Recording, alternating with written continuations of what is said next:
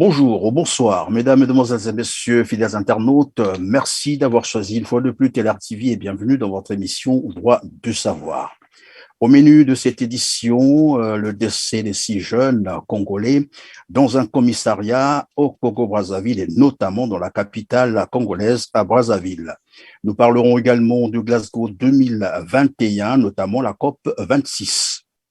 Et ensuite, nous passerons la campagne de vaccination obligatoire contre la COVID-19 lancée au Congo-Brazzaville et bien entendu de Massonneau, vous l'avez probablement appris, le nouveau véhicule de Denis Christel Sassou Nguesso pour vendre le brut de la SNPC. Si le temps nous le permet, bien sûr, nous pourrons donc aborder la grande escroquerie à la Banque postale du Congo où plus de 2 milliards de francs CFA ont disparu des comptes clients et curieusement, c'est la Banque centrale qui a donné l'alerte. Comme quoi, la Banque postale elle-même s'en était pas du tout rendu compte.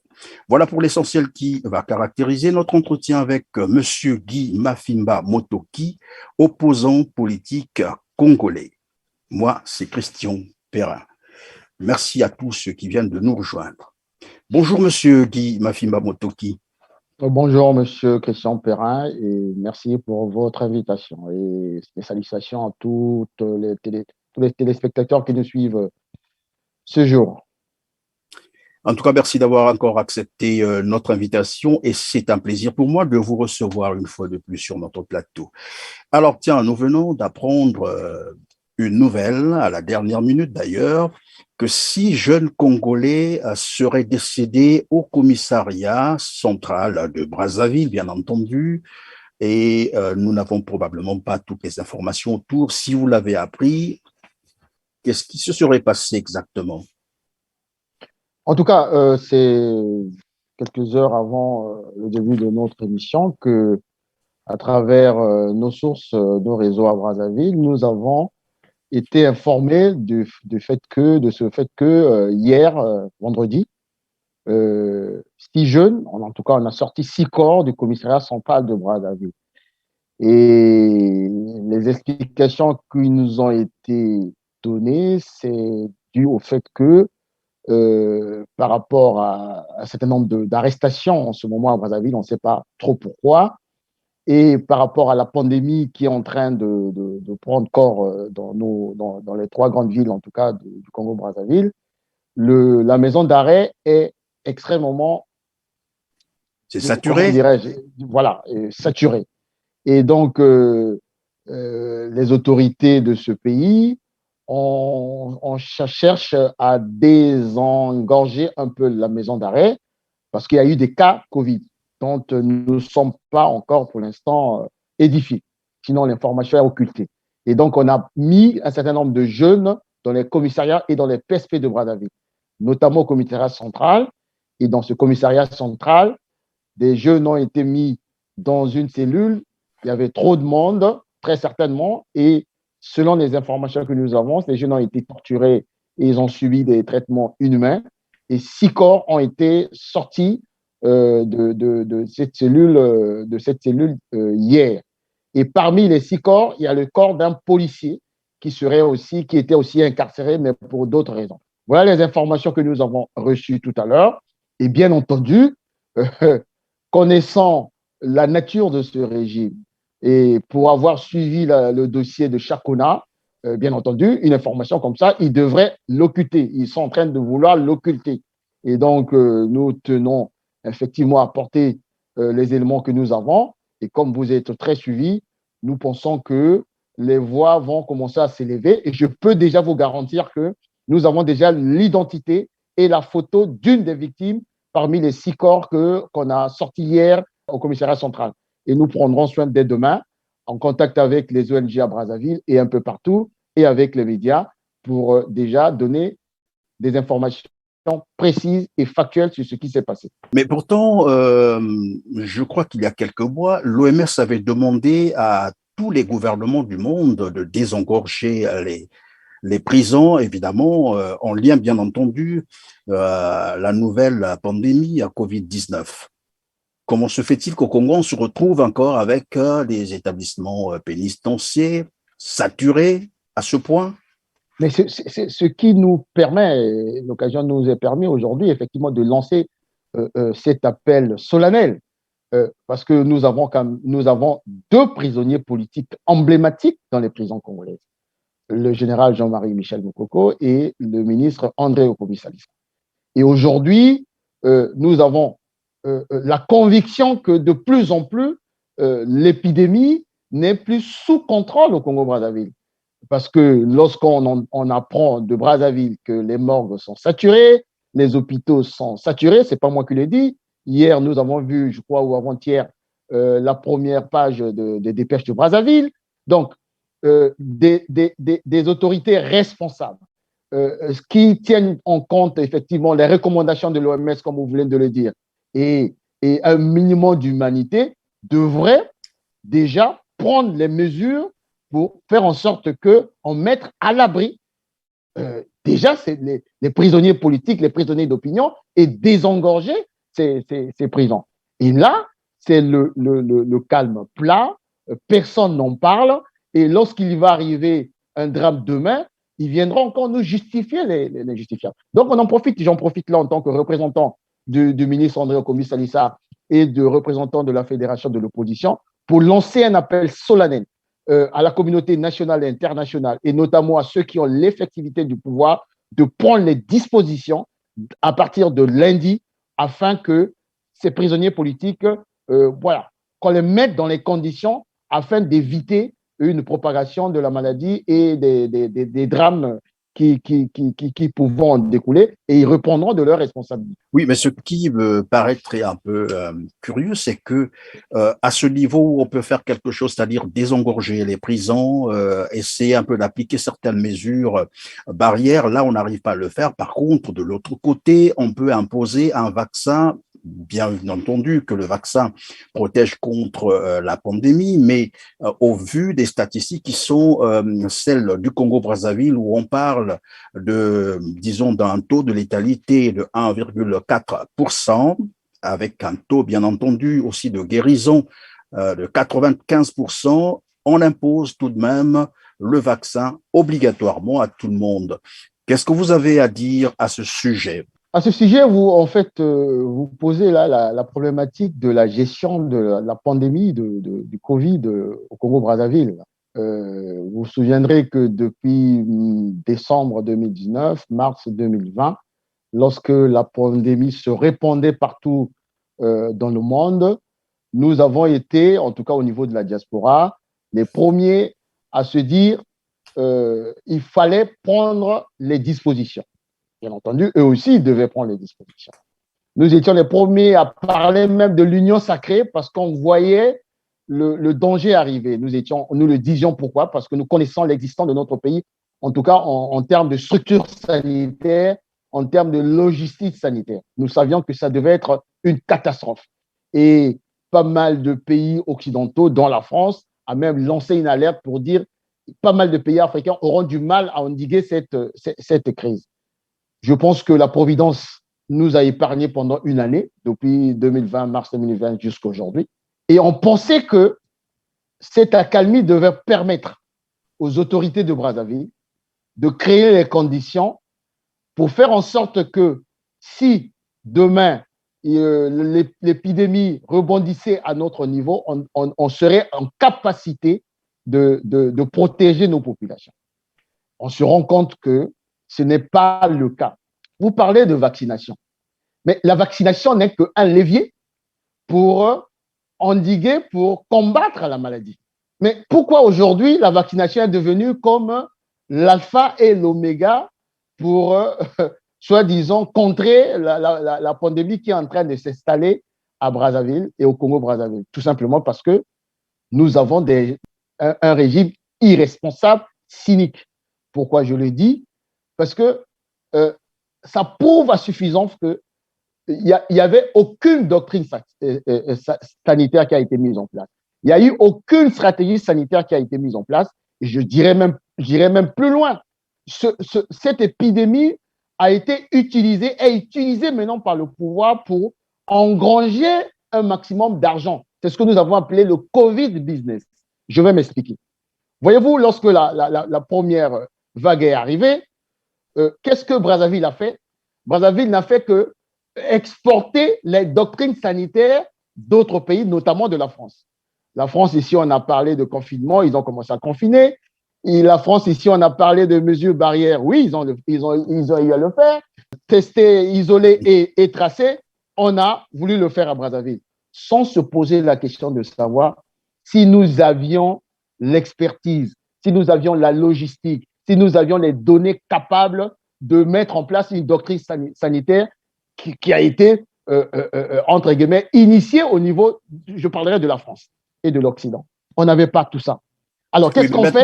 Mais maintenant qu'on parle de vaccination. On a fait du copier-coller. Oui, mais maintenant qu'on parle de la campagne de vaccination obligatoire avec pour objectif, bien entendu, 60 000 nouvelles injections chaque semaine avec un taux de couverture, et c'est ce que d'ailleurs le Premier ministre a annoncé, un taux de couverture de 30% d'ici à la fin décembre 2021 et 60% dans le premier semestre 2022. Mais je crois qu'à ce moment-là, le gouvernement congolais a dû prendre conscience et c'est probablement une stratégie qu'il vient de mettre en place pour endiguer la pas du pandémie. Tout. Je ne suis pas un sachant. Il faut réfléchir un tout petit peu. J'ai dit tantôt que la vaccination n'est qu'un pilier, n'est qu'un levier pour combattre. Pourquoi ici, ils ont fait de la vaccination une orientation stratégique. Pourquoi? Parce qu'ils ont déjà passé la première et la deuxième étape. La première étape, c'était d'abord de mettre en place les mesures barrières, c'est-à-dire la prévention. Ils ont mis le paquet sur la prévention. La France a mis le paquet. Prenons seulement la doctrine sanitaire française. Ils ont mis le paquet sur la doctrine, sur la prévention. Masque, gel, ils ont le télétravail. Moi, aujourd'hui, je travaille 3 jours sur 5, je suis à la maison. Donc, la prévention. Après, ils ont mis en place, ils ont dopé les structures sanitaires pour la prise en charge des malades. Et bien entendu, ils se sont dit, il faut se lancer dans la vaccination pour avoir l'immunité. Pourquoi? La vaccination avait un double objectif. Le premier objectif, c'était d'éviter que la digue cède au niveau des hôpitaux. Raison pour laquelle ils ont privilégié les personnes âgées. Et créer l'immunité pour éviter que l'épidémie se propage. Mais aujourd'hui, au Congo-Brazzaville, monsieur Christian Perrin, nous n'avons aucune maîtrise, ne serait-ce que des données médicales des citoyens congolais. Nous avons une sécurité sociale au Congo pour savoir combien il y a des gens qui sont atteints de telle ou telle maladie. On n'a pas tout ça. Nous avons cédé au niveau de la prévention. Souvenez-vous, on nous avait promis qu'on devait donner des masques gratuits aux Congolais, où nous en sommes. Et c'est là où nous devons interpeller. Des masques gratuits qu'ils allaient trouver. Mais tout simplement parce que, souvenez-vous, le ministre de fin, le premier ministre de fin, Clément Mwamba, lorsqu'ils ont reçu des dons, on nous a vu des dons de gauche à droite et autres. Lorsque M. Thierry Mungala parlait de 25 milliards qu'on avait budgétisés pour contrer la maladie. Et nous avons vu M. Clément Mwamba, paix à son âme, Mme Mikolo, Mme Mungani, aller dans un centre de production des masques, 50 000 par jour, et ce marché a été confié à M. Bouka, le fils du président de la Cour suprême, Henri Bouka. Donc, un conflit d'intérêts. Jusqu'à aujourd'hui, j'ai encore les images devant moi. M. Clément Mwamba disait on devait produire 50 000 masques par jour et on devait doter les Congolais de plus de 1 million en l'espace d'une semaine. Où sont les masques? On nous avait dit que avec l'argent que nous avons reçu, que nous avons budgétisé et les dons, on devait doter 3 centres à Brazzaville, Léono, CHU, Filou, à Pointe-Noire et autres, des respirateurs et autres. Les médecins devaient être payés régulièrement. Rien de tout ça. On nous avait dit que les laboratoires devaient être dotés pour les tester, comme ils voulaient reproduire ce qui se passait en France. Tester, isoler et puis tracer. Rien de tout ça. Une année après, on écoute maintenant M. Collinet, qui était dans ce même gouvernement, donc qui est co-responsable de la première partie de la gestion, nous dire non, on a budgétisé 4 milliards. Mais si vous avez été incapable de gérer la crise avec 25 milliards, comment vous pouvez gérer une crise comme celle-là avec 4 milliards de francs CFA? Pire, comme par un coup de baguette magique, on lui dit, oh, il y a le variant Delta, mes chers amis. Mais ici, pour connaître le fameux variant Delta, c'est des séquençages. Nous avons un laboratoire pour avoir su le déterminer. Non. Je reviens maintenant sur votre histoire de vaccination. Prenons le cas qu'ils veulent doper, ils veulent mettre de l'accent sur ce troisième levier. Oui, mais pardon, monsieur Motoki. Vous avez dit tout à l'heure qu'ils ont eu à gérer 25 milliards de francs CFA dans la première phase, bien entendu, les stratégies de lutte contre cette pandémie. Mais peut-être que c'est cet argent qu'ils ont utilisé pour acheter les vaccins qu'ils veulent obliger aux gens à prendre, parce que il y a, je crois, ils proposent, parce que bon, c'est ce que nous avons appris, ils proposent Sputnik 5, Sputnik Light, il y a Sinopharm, etc. En fait, des vaccins chinois et russes, je crois, c'est cela. Est-ce que c'est pas cet argent qu'ils ont utilisé pour acheter ces vaccins? Monsieur Christian Perrin, on aborde là une problématique majeure, cruciale, qui demain, je croise les doigts, ne fera pas l'objet des poursuites pour crimes contre l'humanité au Congo-Brazzaville. Parce que c'est deux vaccins, Sputnik et le vaccin chinois. Ouais, Sinopharm. Le premier vaccin, c'est pas moi qui le dis, ce sont les experts de l'OMS qui le disent. Le vaccin virus n'a jamais été homologué. Le vaccin chinois est encore problématique. La provenait dans les pays respectifs. Nous n'avons pas eu de données. En Russie, leur vaccin est boycotté. Et ces vaccins, ce sont des dons. Et lorsque vous creusez, lorsque vous poussez la réflexion, vous vous rendez compte, tout à l'heure, je vous ai dit, sans apporter la preuve, mais vous allez comprendre mon raisonnement, qu'on a comme l'impression, et nous avons maintenant la conviction que la COVID a utilisé comme un instrument pour le Congo pour se faire du pognon. Nous savons comment les laboratoires fonctionnent. Et j'ai comme l'impression, nous avons la conviction que le Congo est utilisé aujourd'hui comme un espace d'expérimentation hasardeuse des vaccins et des médicaments. On avait déjà eu ce signe-là à travers un produit des médicaments israéliens à l'époque. Vous avez parlé de point noir. C'est même un expert de l'OMS qui avait été indexé du côté du Burundi. Mais ce gars s'était retrouvé à Brazzaville. Donc, ce n'est pas la première fois. Et c'est avec gravité, avec solennité que je suis en train de me poser la question. Est-ce que les autorités de Brazzaville sont conscients que les vaccins qui sont en train d'inoculer aux Congolais ne sont pas homologués? Est-ce qu'ils ont la capacité de nous expliquer que ces vaccins n'auront pas des effets secondaires? La réponse est non. Raison pour laquelle cette politique vaccinale est conçue dans l'opacité totale et dans une espèce d'irresponsabilité et du cynisme accablant. Et ils nous demandent de demander à nos parents d'aller se vacciner. Mais peut-être qu'il faut que les Congolais demandent à leurs députés ou aux sénateurs d'exiger au gouvernement congolais de leur présenter les certifications de ces vaccins, s'ils ont été homologués ou non avant de... Je crois que cette information serait importante pour la population qui va se faire vacciner obligatoirement. Mais vous savez, ils ne peuvent pas le faire. Pourquoi? Parce qu'ils savent. Ils savent. Moi, j'ai eu dans une chaîne concurrente un débat avec... le directeur de cabinet adjoint de M. Coliné Makosso, avec le témoignage d'un journaliste, d'un de vos confrères, qui a eu cet aveu, cette indiscrétion d'un expert de l'OMS local à Brazzaville, qui lui a dit, par exemple, que le vaccin russe n'était pas homologué par l'OMS. Et je lui pose la question de savoir, vous étiez au courant? Il n'a pas osé me répondre. Lorsqu'on lui pose la question de savoir, est-ce que le vaccin chinois, vous avez eu des données de la partie chinoise pour vous démontrer qu'il n'y avait pas d'effets secondaires? Ils n'ont pas pu, monsieur Christian Perrin. Ici, il y a eu des vaccins comme AstraZeneca, qui a été retiré dans le plan vaccinal français, tout simplement parce qu'ils ont vacciné, ils ont pris un échantillon, ils se sont rendus compte qu'il y avait plus de risques que d'avantages, il y avait trop d'effets secondaires, ils ont retiré ce vaccin. est-ce qu'on l'a fait au Congo?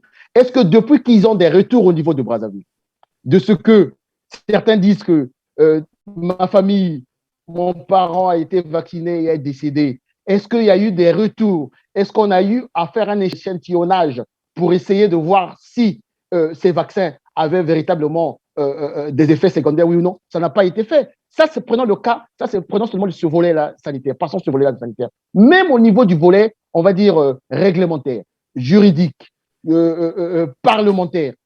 Et j'ai suivi dernièrement la brillante intervention d'un professeur de philosophie au Congo-Brazzaville, le professeur, je crois, Didier Ngalbay, qui a essayé de faire une démonstration en bonne et due forme du fait qu'on impose aux Congolais des vaccins alors qu'on n'a pas respecté la procédure qui sied en la matière. Passer par le Parlement, passer par ceci, rien de tout ça. On se réveille un matin, on nous dit il faut se vacciner. Monsieur Dupont, vous devez vous vacciner. Malonga, vous devez venir vous vacciner. Ondongo, vous devez venir vacciner. On ne sait pas si ces gens-là ont des comorbidités. On ne connaît pas le bilan médical ou le dossier médical de ces gens. On leur impose un vaccin. Et on fait même pire. Chaque administration se permet de sortir des notes pour obliger ses salariés ou tu te vaccines, ou tu n'as pas de salaire, ou tu ne rentres pas dans son bureau. Mais on est dans une espèce de dictature sanitaire qui est d'une gravité extrême, ce qui revient à dire qu'il y a un agenda caché.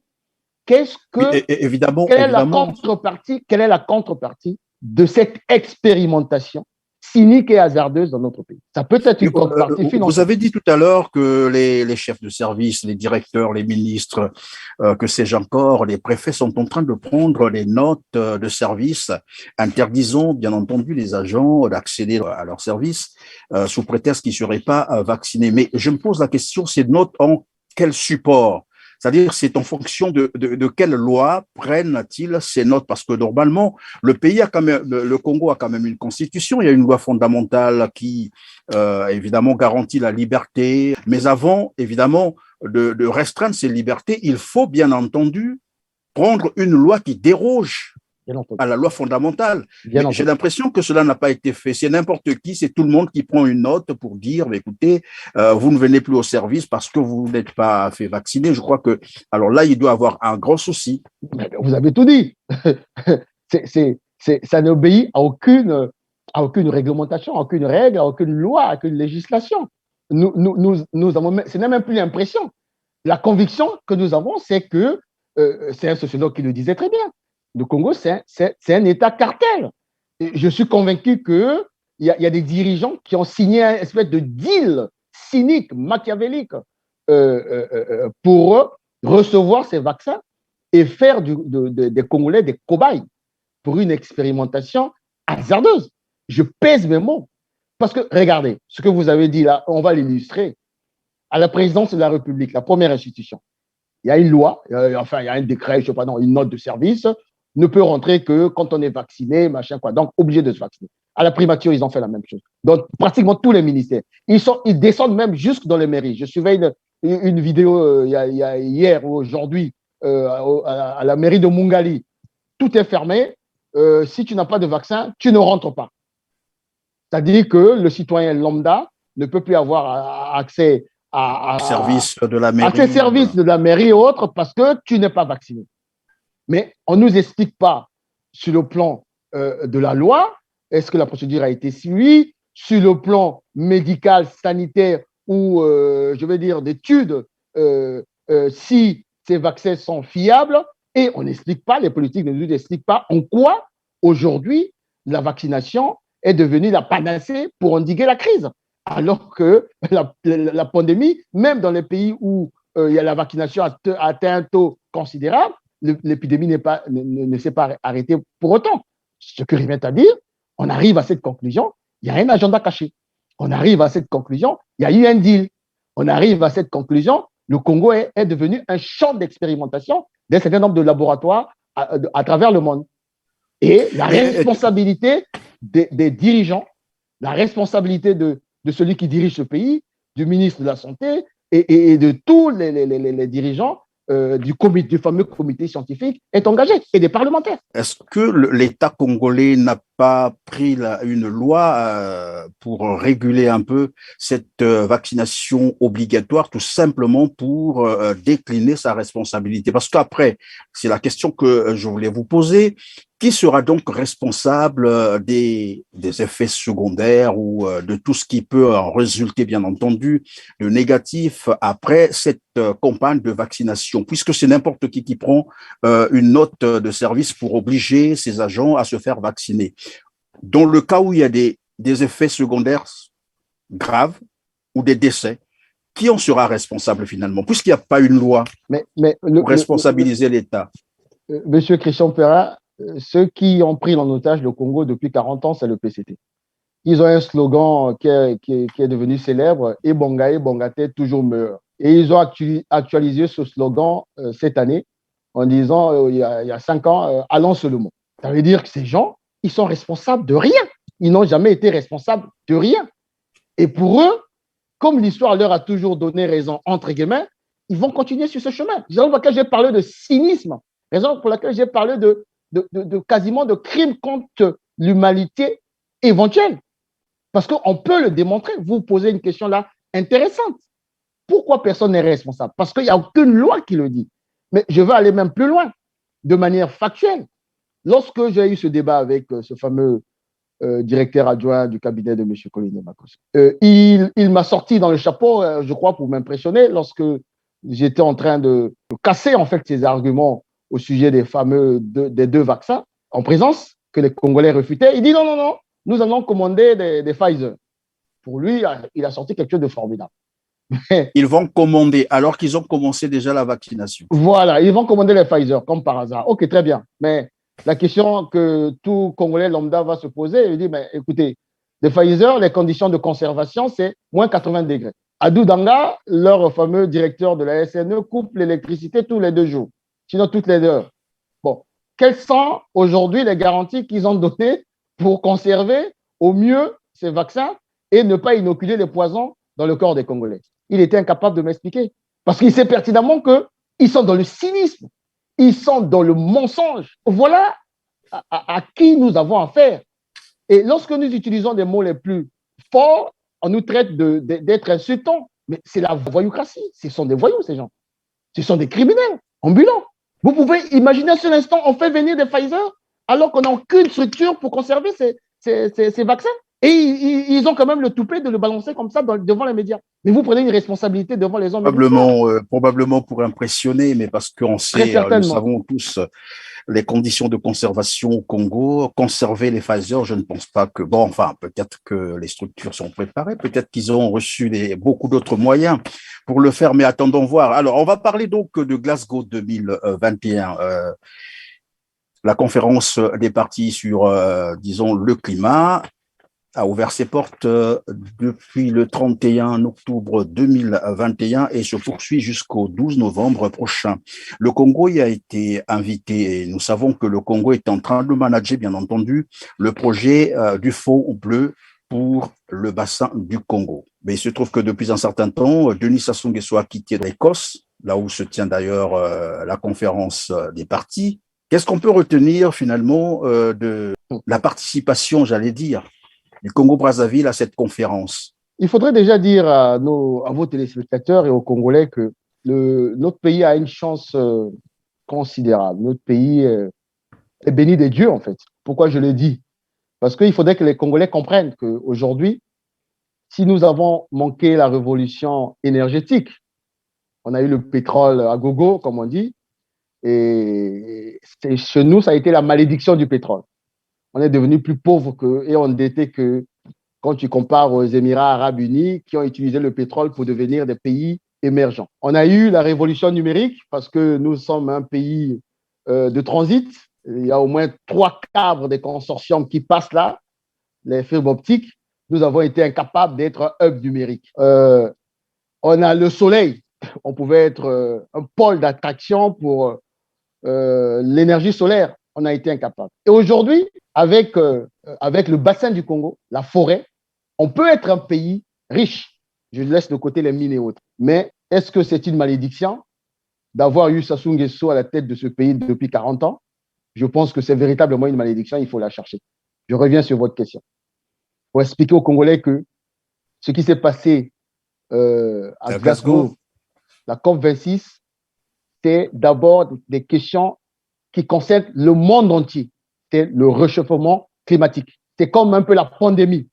Le monde entier est concerné, le monde entier est préoccupé du fait que si on n'arrive pas à maîtriser la transition énergétique, il y aura des conséquences partout dans le monde. Et quand il y a des conséquences partout dans le monde, c'est là où les grandes puissances s'impliquent. C'est un peu comme la pandémie. On a eu le vaccin très vite parce que les grandes puissances ont été touchées. Et là, nous avons une chance historique parce qu'ils ont peur. Le Japon a peur, c'est une île, il peut disparaître. Les États-Unis, il y a des tempêtes et autres. Et donc, il y a une prise de conscience depuis Rio 92. On est passé jusqu'à ce qu'on arrive au COP26. L'enjeu, c'est quoi? Il y a des enjeux stratégiques importants. C'est de faire en sorte qu'on puisse baisser la température de la planète. Et nous avons la chance d'être hébergés dans ce qu'on appelle le bassin du Congo, qui est un bassin forestier considérable. Donc, nous sommes devenus aujourd'hui une espèce d'usine. C'est la solution. La solution, comme l'a dit la RDC. Un pays solution. Nous sommes une usine qui doit stocker le gaz carbonique. Et il suffit seulement d'avoir un peu d'intelligence pour se dire, oui, nous pouvons stocker votre gaz carbonique que vous polluez comme vous polluez le monde, mais à condition qu'on puisse avoir des retombées financières pour faire ce qu'on appelle la croissance verte, le développement durable. Malheureusement, ce monsieur qui s'appelle monsieur Sassou Nguesso avec son régime, alors que les premiers chefs d'État avaient déjà eu une vision. Les gens oublient, lorsque le président Yombi crée la plantation d'eucalyptus à Pointe-Noire, mais c'était déjà dans la vision d'un Congo vert. Et il pensait certainement, je crois que pas lui forcément, mais des experts. Donc, nous avons cette malchance d'avoir M. Sassou Nguesso qui, au lieu de faire comme tout le monde, de se dire, nous avons là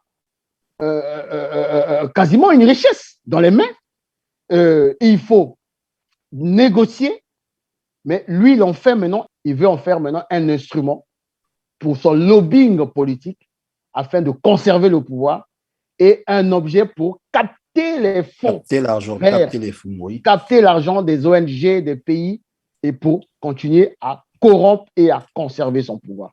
Et donc, la COP26, il avait réussi ce coup à la COP21. Souvenez-vous, nous étions à la veille des élections du changement ou pas de la Constitution. M. Sassou Nguesso a financé une bonne partie de la COP21. C'est comme ça qu'il a réussi à retourner les valses, retourner une bonne partie de l'entourage du président Hollande pour faire en sorte qu'on puisse appuyer son projet de changement de la Constitution. Nous sommes à la COP21. COP26 et tout ce qu'il a fait, c'était de sortir de l'argent et autres. Très bien. Mais entre-temps, le climat de la déréglementation climatique s'est accentué et il y a une prise de conscience aujourd'hui du fait que absolument il faut arrêter net, changer de stratégie. C'est ce qui s'est passé à la COP26. Et M. Sassou Nguesso part avec toujours cette espèce d'assurance en se disant j'ai mon fonds bleu que je vais vendre pour capter encore de l'argent. J'ai ceci, j'ai ma tchatch, je me suis fait porte-parole, je ne sais pas, de chef d'État. Il va avec cette assurance-là. Mais ce qu'il avait oublié, il avait oublié une chose. Il y a un certain nombre il y a un travail qui a été fait depuis de longue date pour comprendre ce que c'est que le système Sassou. Le système Sassou, ce sont des leviers. Il utilise le levier écologique, comme j'ai dit, pour faire du lobbying. Il a des ramifications dans un certain nombre de pays pour qu'on l'introduise dans un certain nombre de milieux et autres. Et qu'est-ce que nous avons réussi à faire? En tout cas, quand je dis nous, c'est-à-dire la diaspora, ceux qui sont à l'intérieur du Congo-Brazzaville, et nous avons réussi à conscientiser les partenaires du Congo, les pays concernés, les grandes puissances, du fait que ce monsieur n'est pas un écologiste, il est un escrologiste. Nous avons... on ferait mieux de dire peut-être un écologiste de façade, ce serait beaucoup plus gentil, non? Non, ce ne serait pas gentil. Pourquoi? Je vais le démontrer. Pourquoi je dis c'est un escrologiste? Prenons le cas du fonds bleu. C'est quoi le fonds bleu? le Fonds bleu, M. Sassou Nguesso nous a dit il a des projets pour la conservation de la forêt et autres. Et pourquoi ce n'est pas de façade? Pourquoi c'est un escroc? Le bassin du Congo, c'est 62%, c'est la RDC. Ce n'est pas le Congo. Et il met en place son Fonds bleu en mettant de côté la RDC. Parce qu'il sait pertinemment que celui qui est là, il est un peu intègre. Celui qui est là, il a le regard des États-Unis qui sont là. Lui, il a le regard des Français. Mais là-bas, c'est les États-Unis. Et donc, avec ce Fonds bleu, dont un des promoteurs, c'est M. Jean-Yves Olivier, le sulfuré Jean-Yves Olivier, ancien des services secrets du régime apartheid de l'Afrique du Sud, des services secrets, comment dirais-je, français, un sulfureux qui est en train de faire la promotion du Fonds bleu. Et dans ce fameux Fonds bleu, vous remarquerez que les experts sont soit des étrangers, mais les Congolais, les vrais experts, n'y sont pas. Et l'idée, c'était de mobiliser, je ne sais pas combien de milliards de dollars pour qu'on donne au Congo pour conserver la forêt. Très bien. Pourquoi il n'est pas de façade? C'est un escroc.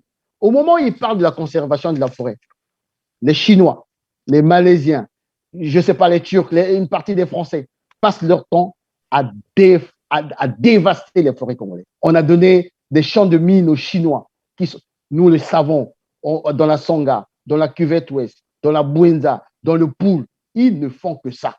Mais est-ce que ce monsieur pensait que toutes ces informations ne remontaient pas? Mais si ces informations remontaient. Donc, tu ne peux pas dire… Dans le même sens, est-ce qu'on peut penser que l'annonce de la découverte de Delta, notamment le fameux champ pétrolier qu'on a découvert au nord du pays, a dû jouer contre, évidemment, le gouvernement congolais? Le fameux Ngoki. Un stratagème des pieds nickelés, comme qui dirait. Voilà un monsieur qui se réveille un matin, il prend tout un permis, il donne à Etoka, qui n'a ni expertise, ni fonds, et il lance une espèce de chantage à la communauté internationale pour dire, attention, si vous ne me donnez pas l'argent promis, je vais détruire les tourbières. Les tourbières, c'est un peu comme l'usine de stockage des gaz à effet de serre. Oui, tout à fait. Voilà. Donc, ce genre de chantage, comme vous dites, n'a fait que, en fait, énerver à la rigueur la communauté internationale. Mais quand je parle de communauté internationale, je fais allusion aux pays nordiques, aux États-Unis, au Japon, au Canada, tous ces pays, parce que nous avons sauté la France, qui était dans une espèce de connivence. Souvenez-vous, Macron a voulu à un moment sauver le soldat Sassou avec le projet CAFI, lorsque les pays nordiques sont venus, soi-disant, pour donner de l'argent à Sassou, ils se sont retrouvés ici. On s'est appuyé sur ces pays où il y a des sociétés civiles fortes, des ONG fortes, des experts forts, des experts extrêmement habilités à traiter ces problèmes-là. Et j'irai plus loin.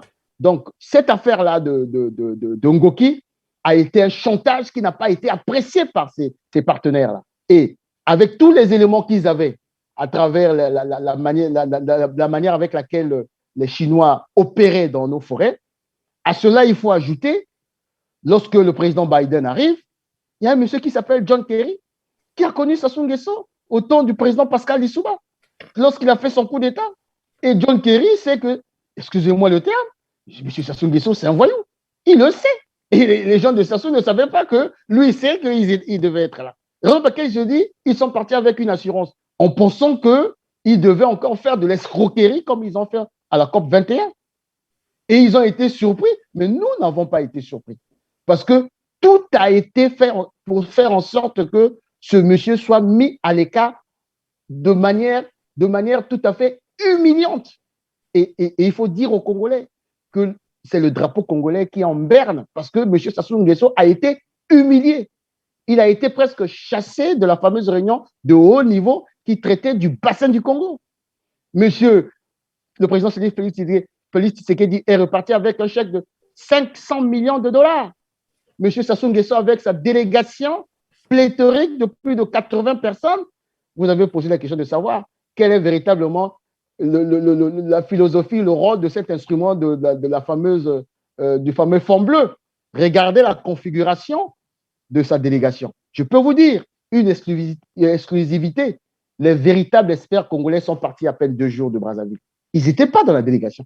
Si vous voyez la délégation de monsieur Tshisekedi, il y avait des experts. Chez nous, non. Chez nous, on a mené des écuries. Il y avait les écuries de Gideon, il y avait les écuries de Kiki Christelle Sassou Nguesso Angualima, il y avait les écuries de la défunte Madame Bongo, il y avait des écuries. Pourquoi? Parce que comme c'est un instrument politique, il fallait profiter de ce sommet, comme il avait l'assurance qu'il devait rencontrer le président Biden. Il avait l'assurance qu'il avait rencontré le président Macron, ben, il allait présenter ces fameux représentants des écuries qui devraient reprendre sa place comme il est en difficulté. Voilà l'agenda caché de M. Sassou Nguesso qui a vous ai été entendu. démasqué et mettre à nu. Permettez que j'en ris parce que vous avez dit Denis Christelle Sassou Nguesso, vous le qualifiez d'Angualima. Angualima, je n'ai pas bien compris. Angualima, en fait, c'est un célèbre voleur qui a opéré du côté de la RDC. Nous qui sommes des enfants de Poto, on sait que la dérision, c'est une arme politique. Et ce jeune compatriote, Kiki Angualima, a une responsabilité sur ce qui se passe dans notre pays lorsqu'il a dirigé la Cotrade. Vous avez vu comment il a endetté le pays. Et là, actuellement, lorsqu'il sort de l'aval pétrolier, comment il a endetté le pays. Et donc, son comportement, toute proportion gardée, c'est un véritable Angualima. C'est-à-dire qu'un voleur pathologique. Ce garçon, c'est un voleur pathologique.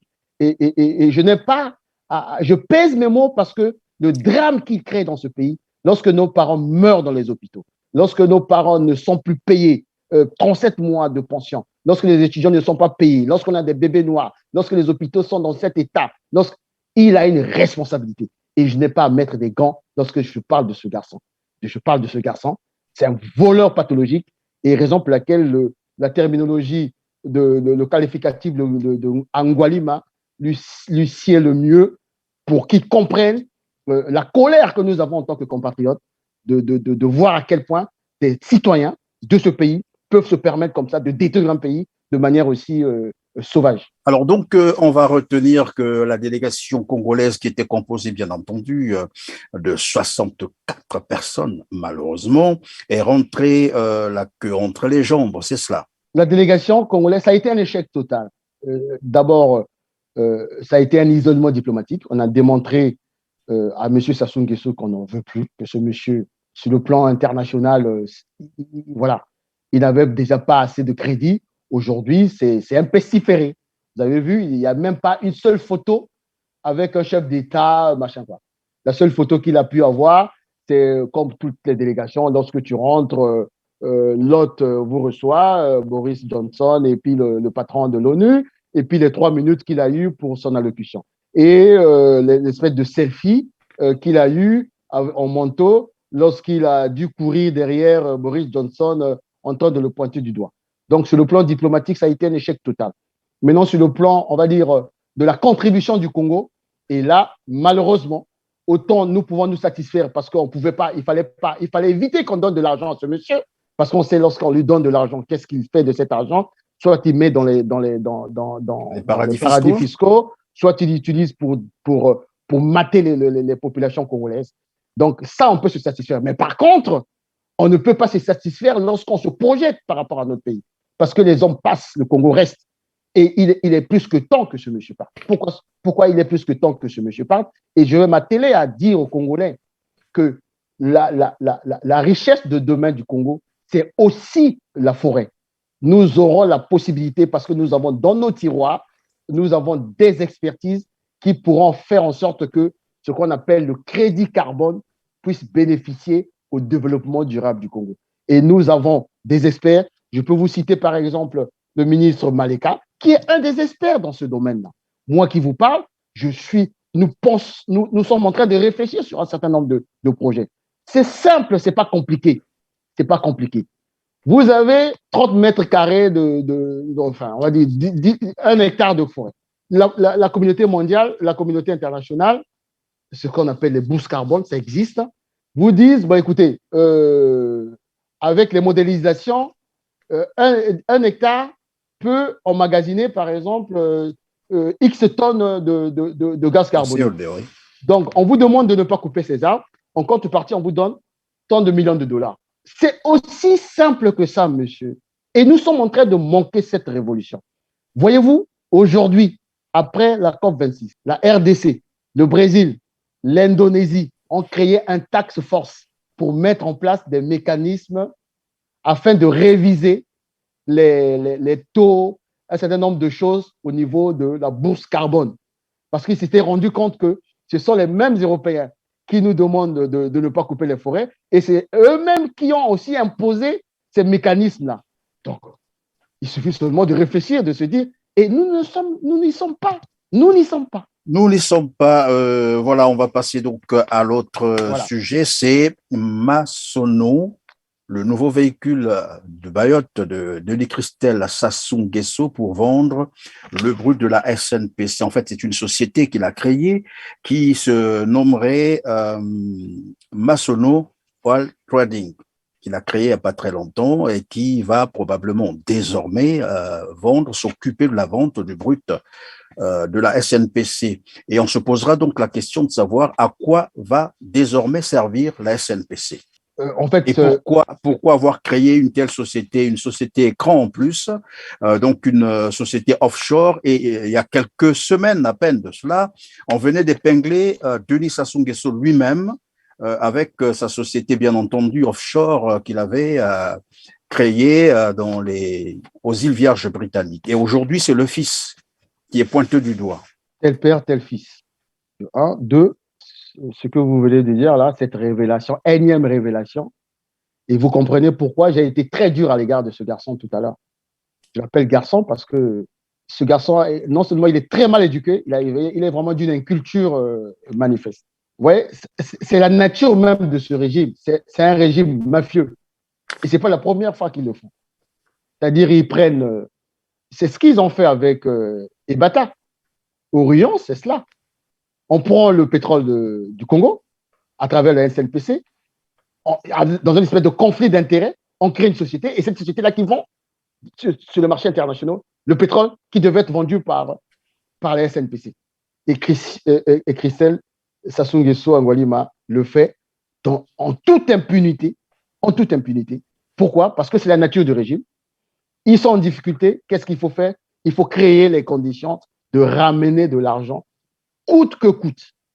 Ne soyez pas surpris que vous d'apprendre d'ici là que le Congo est devenu un narco-État. Ne soyez pas surpris. Ça, c'est la première chose. Donc, c'est la nature du régime. Et la deuxième chose, je veux dire aussi que c'est les signes d'une fin inéluctable d'un régime. Je m'explique. Voyez-vous, nous avons un coup d'avance. Le rapport Ça suffit, dernièrement, a mis l'accent sur les pays du Golfe, notamment les Émirats arabes unis, là où il a créé sa fameuse société écran. Donc, nous étions déjà là, nous sommes déjà là. Eux, ils pensaient, pour avoir été chassés de l'Europe occidentale, la Suisse, la France, Luxembourg et autres, pour être traqués, parce qu'ils sont traqués aux États-Unis, traqués dans les Bahamas et autres, parce que c'est un peu des pays satellites des États-Unis. Ils pensaient être à l'abri, en fait, dans les pays du Golfe. Mais ils ont oublié deux choses. C'est que nous avons déjà un coup d'avance. Nous sommes aussi avec des partenariats. Et secondo, dans les pays où ils ont des contentieux, ces pays ont des conventions, ont signé des conventions avec les pays du Golfe. Donc, tout ce qu'ils sont en train de faire là, c'est le signe d'une espèce de panique. Comment faire? Et quand on est dans la panique, ben, on tombe dans le piège. Et donc là, on n'a même pas à chercher, ben, ça sort. Anguali est encore dans les Émirats arabes unis. Mais les populations congolaises doivent être sereines. Pourquoi? Parce que nous, on blanchit les nuits, on travaille là-dessus. Tôt ou tard, j'espère le plus tôt possible, nous allons récupérer cet argent. Ces sommes considérables qu'ils ont mis dans les paradis fiscaux. Donc, ce n'est que la reproduction des stratagèmes qui ont échoué et ce n'est que les signes d'une certaine panique d'un régime qui est aux abois et qui ne sait plus où aller planquer l'argent qu'ils ont volé aux Congolais et qui sachent que là où ils sont, nous y sommes aussi. Donc, on n'a pas besoin d'être à Dubaï, mais M. Angualima Christelle Sassou doit savoir que nous y sommes. Nous y sommes. Et d'ici là, nous donnerons encore un peu plus de détails sur les trafics qu'ils sont en train de vouloir mettre en place dans ces pays. Alors donc, après Denis Sassou Nguesso, qui avait été donc cité dans les Pandora Papers, aujourd'hui c'est son fils cadet, Denis Christel Sassou Nguesso. Est-ce qu'on peut comprendre par là que finalement le clan Denis Sassou Nguesso et son monde ont fait main basse sur les richesses du Congo? Parce qu'on a l'impression qu'il y a mais vraiment une organisation qui ne dit pas son nom, et les gens agissent en toute impunité, personne n'est inquiété, personne n'est interpellé. Est-ce que c'est une façon de dire que finalement, ils ont fait main basse sur les richesses du Congo et que désormais, tout cela leur appartient? Leur appartient, il ne peut pas leur appartenir. Parce que, quoi qu'on dise, on est tous des Congolais et ça ne pourra pas leur appartenir. Mais par contre, oui, vous parlez de main basse. Moi, je parlerais plutôt de braquage. En fait, Denis Sassou Nguesso, son clan, ses alliés nationaux et internationaux, Dieu merci, les alliés internationaux sont presque aujourd'hui neutralisés, ont braqué le Congo un 5 juin 1997.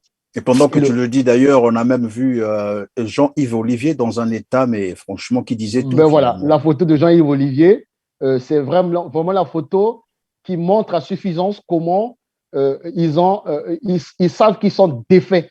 Et ça, c'est aujourd'hui, c'est les derniers soubresauts. Ce sont les derniers soubresauts d'un régime. N'est-ce pas qu'ils regrettaient probablement l'argent qu'ils ont utilisé dans le lobbying et que ça n'a pas marché? Oui, considérable, considérable. Ils ont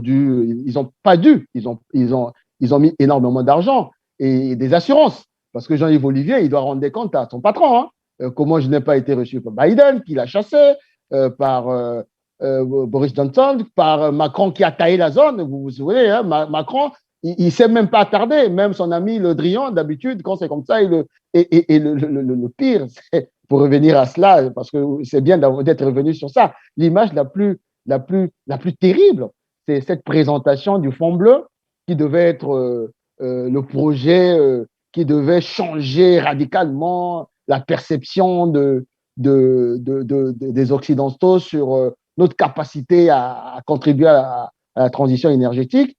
Et on lui donne une salle exiguë, comme par hasard, c'est les 64 à Talakou ou cuisiniers, je ne sais pas quoi, garde du corps qui se retrouvent dans une salle. On pouvait compter peut-être 4 ou 3 blancs. Bon, il y a un là qui est le collaborateur de M. Etoka, un certain M. Roulet, qui était ici au RSA, en France ici, qui se retrouve là-bas, directeur du développement. On ne sait pas comment. Bref, et la photo, et le fameux Jean-Yves Olivier, complètement qui faisait la moue, l'air défait, déboussolé, parce qu'il ne savait pas. En fait, il était honteux. On se disait, mais on présente ce projet Fond bleu à qui? On devait le présenter aux investisseurs, aux ONG, aux grandes puissances, pour qu'ils puissent nous financer. Mais on présente à qui? Et le malheur, c'est quoi? Même les invitations aux chefs d'État africains, ils n'ont pas répondu. Seul le président Félix Tshisekedi, bon, c'est un bon tour, bon, pour éviter que le papa se tape un AVC. Aussi le rapprochement des capitales. Voilà. Il s'est dit, bon, je vais quand même, parce qu'il prenait son avion dans les heures qui suivaient, bon, je vais faire quand même un crochet. Et si vous avez vu, il avait l'air évasif. En fait, il pensait beaucoup plus à son retour parce qu'il y avait des populations qui l'attendaient à Kinshasa pour l'applaudir que d'écouter son Fond bleu, parce qu'il disait, bon, Fond bleu, c'est à moi qu'on a donné la possibilité de gérer les 500 millions pour moi, et le bassin du Congo, on a prévu plus d'1 milliard, c'est moi, bah, je veux ton Fond bleu, personne n'en veut. Donc, à quoi ça sert? Voilà la finitude d'un homme qui aurait pu sortir par la grande porte en 2015. Et j'espère qu'il se souviendra toujours de la fameuse phrase du professeur Charles Zakaï Boao: le monde de la Constitution est juridiquement infondé, est socialement explosive et politiquement désastreux. Et aujourd'hui, ce monsieur, non seulement il est en train de sortir par la fenêtre, mais il va se retrouver dans la poubelle, mais au risque d'avoir des crimes contre l'humanité sur sa tête. En tout cas, merci. On va terminer, probablement que tu auras un petit mot sur ce qu'on a qualifié par la grande escroquerie à la banque postale du Congo. Plus de 2 milliards de francs CFA ont disparu des comptes clients dans cette banque. Et curieusement, comme je le disais d'entrée de jeu, c'est la Banque centrale qui a donné l'alerte. Et donc, la banque postale elle-même ne s'en rendaient pas compte. Comment est-ce possible? Et cette situation intervient, comme je l'ai d'ailleurs appelé aussi, juste à quelques semaines de l'arnaque de 600 Congolais par un établissement de microfinance, le CREMAF, le Crédit Mutuel d'Afrique. Et vous remarquerez, pour commencer à répondre à votre question, depuis l'arnaque, est-ce que vous avez entendu une communication du gouvernement, du ministère des Finances, qui est le ministère tutelle, ne serait-ce que pour commanditer une enquête administrative? Rien du tout. Est-ce qu'il y a eu une ouverture d'une information judiciaire? Rien du tout. Est-ce que le Parlement, parce que ces gens qui ont été arnaqués, ils vivent dans des quartiers, dans des arrondissements, ils ont des députés. Est-ce qu'au niveau du Sénat, au niveau du Parlement, on a interpellé au cours d'une question orale le gouvernement ou le ministre de tutelle? Rien du tout. Là, on arrive à cette histoire de la banque postale, vous l'avez dit si bien. Ce sont les Camerounais, la banque centrale, qui attire l'attention des autorités de la banque postale qu'il y a une arnaque qui s'est faite. 2 milliards, ce n'est pas 1 milliard, mais 2 milliards, plus de 2 milliards. Alors, comme d'habitude, aucune enquête, d'abord aucune communication. Le ministre de tutelle, qui est monsieur Justin, je ne sais pas comment il s'appelle, Justin Bombo, il aurait au moins pris la parole pour ne serait-ce que rassurer déjà les épargnants ou les clients de cette banque. Parce que c'est une banque qui est à 80%, je pense, étatique. Donc, c'est l'argent du contribuable congolais. Rien du tout. Enquête administrative, rien du tout. Information judiciaire, rien du tout. Donc, rien. Circuler, il n'y a rien à voir. C'est ce qu'ils sont en train de vouloir faire, comme avec l'arnaque. Ça veut dire quoi? Je reviens à ce que j'ai dit tout à l'heure. C'est un État mafieux. C'est un État cartel. Ce qui revient à dire que tant au niveau de l'arnaque des pauvres Congolais, parce qu'il y a la fille ou la nièce, je ne sais pas quoi, de M. Sassou Nguesso qui est citée, il faut mettre sous cloche. Parce que la mafia, c'est comme ça. C'est comme ça que ça fonctionne. La loi du silence, il ne faut pas. C'est le fils du parrain de la mafia. Il ne faut pas en parler. Là, je suis convaincu que derrière cette arnaque-là, il y a des dignitaires qui sont dans le coup. Et il faut mettre sous cloche. Ils se tiennent par la barbichette. Et ce qui revient à dire, on arrive à cette conclusion extrêmement grave. Le Congo, aujourd'hui, tu l'as dit, est sous l'emprise d'un clan, d'une famille, malheureusement, et d'un parti politique qui s'appelle le PCT, parce que personne n'en parle au niveau du PCT. Et lorsque nous sommes en face d'une telle situation, vous n'avez pas le choix. Ou vous mourrez, ou vous résistez, ou vous vous révoltez. Les Congolais n'ont pas le choix. Ou on va mourir en masse, la pandémie là va nous tuer tous, ou on résiste, ou on se révolte. Et en tout cas, au niveau de la diaspora, nous sommes en train de faire notre boulot. Et je ne cesserai de vous remercier. À travers les médias, on essaie de faire passer des messages pour dire on n'a pas le choix. On n'a pas le choix. Ce monsieur, je suis même convaincu qu'il est surpris.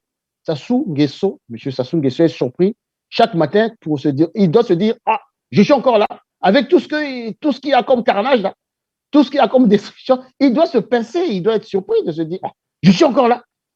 Parce que il y a que Congo qu'on peut décrire pendant 1 heure autant de destruction, de dysfonctionnement, de vol, de pillage, et qu'on soit là encore à se réveiller un matin pour dire président Sassou Nguesso. Vous voyez, je ne peux même plus sortir ce mot de ma bouche, président Sassou Nguesso. Parce que ce monsieur, non. Pour moi, il a perdu tout respect d'un président pour tout respect élémentaire qu'on peut devoir à un homme. Et donc, je pense que le choix est simple. Soit on meurt, on va mourir là. Eux-mêmes, on parlait d'un suicide collectif alors. C'est un suicide collectif. Soit on résiste et on se révolte. Et nous, on a pris le choix, on a pris l'option de se révolter. Moi, je suis un citoyen révolté, indigné et révolté, et je suis dans la révolte permanente. Et je ne cesserai pas parce que ce pays, c'est un patrimoine commun. Ce n'est pas le pays d'Enguesso, ce n'est pas le pays des Sassou, ce n'est pas le pays de qui que ce soit du PCT. C'est notre pays, c'est notre patrimoine commun. Et quoi qu'il arrive, j'espère que mes enfants seront fiers de moi parce que je n'aurai pas cédé à cet esclavagisme des temps modernes. En tout cas, merci. Soit c'est un suicide collectif, soit on résiste, soit on se révolte. C'est par ces mots donc que nous mettons terme à cette édition de Droit de savoir où nous avons eu pour invité Guy Mafimba Motoki qui n'est en réalité plus à présenter, mais pour ceux qui le découvrent, c'est bien un opposant politique congolais et nous avons donc discuté avec lui. En fait, nous sommes entretenus sur les questions d'actualité de la République du Congo. En tout cas, merci d'avoir été avec nous, Merci Guy. beaucoup. Merci à vous. Merci à Et nous vous. reviendrons toujours vers vous toutes les Bonne fois que continuation. le besoin se fera sentir. Bonne À continuation. vous, chers téléspectateurs, tout le plaisir a été pour moi de vous avoir une fois de plus compté, mais comme d'habitude, je vous rappelle simplement de liker, de partager nos émissions, mais aussi de vous abonner pour ne rien manquer de votre émission Droit de savoir, mais c'est aussi une manière pour vous de participer à la promotion de la liberté d'expression. À très bientôt. Merci.